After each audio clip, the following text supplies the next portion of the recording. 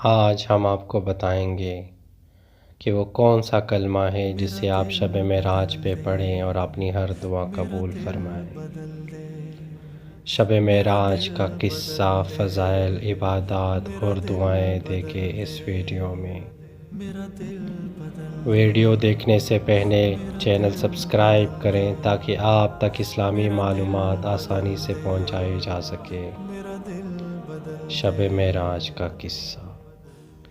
بعثت کے 11ویں سال ہجرت سے 2 سال پہلے 27 رجب بروز پیر کی سہانی اور نور بھری رات ہے، اور پیکر انوار تمام نبیوں کے سردار حضور نبی کریم صلی اللہ علیہ وسلم نماز عشاء ادا فرمانے کے بعد اپنی چچا زاد بہن حضرت ام ہانی کے گھر آرام فرمائے ہیں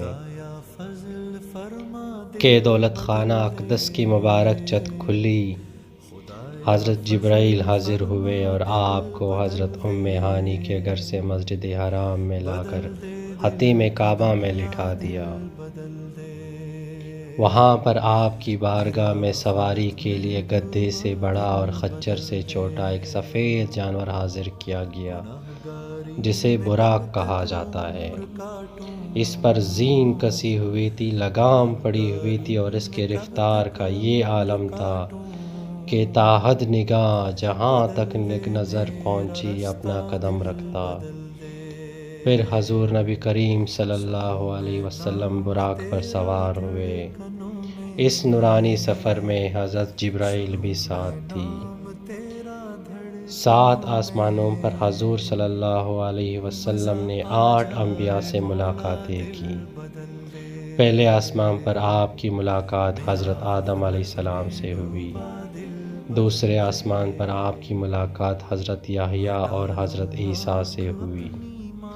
تیسرے آسمان پر آپ کی ملاقات حضرت یوسف سے ہوئی۔ چوتھے پر حضرت ادریس سے، پانچویں پر حضرت ہارون سے، اور چھٹے پر حضرت موسیٰ علیہ السلام سے ملاقات ہوئی۔ پھر حضور نبی کریم صلی اللہ علیہ وسلم 7ویں آسمان پر پہنچے جہاں پر حضرت ابراہیم خلیل اللہ سے ملاقات ہوئی۔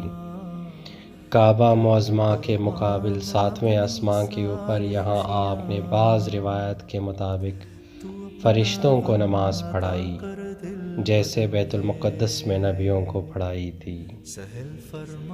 پھر آپ سدرۃ المنتہا پر پہنچے۔ یہاں پر پہنچ کر حضرت جبرائیل ٹھہر گئے اور آگے جانے سے معذرت خواہ ہوئے۔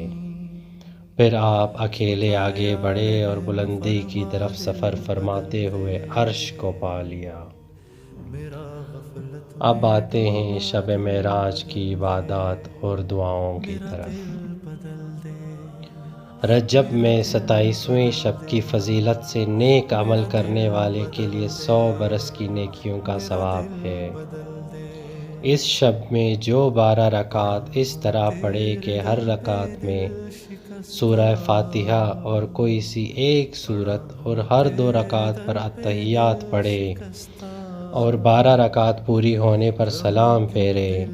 اس کے بعد 100 بار یہ پڑھے: سبحان اللہ والحمد للہ ولا الہ الا اللہ واللہ اکبر، اور استغفار 100 بار، درود شریف 100 بار پڑھے، اور اپنی دنیا و آخرت سے جس چیز کی چاہے دعا مانگے، اور صبح کو روزہ رکھے تو اللہ تعالیٰ اس کی سب دعائیں قبول فرمائے گا۔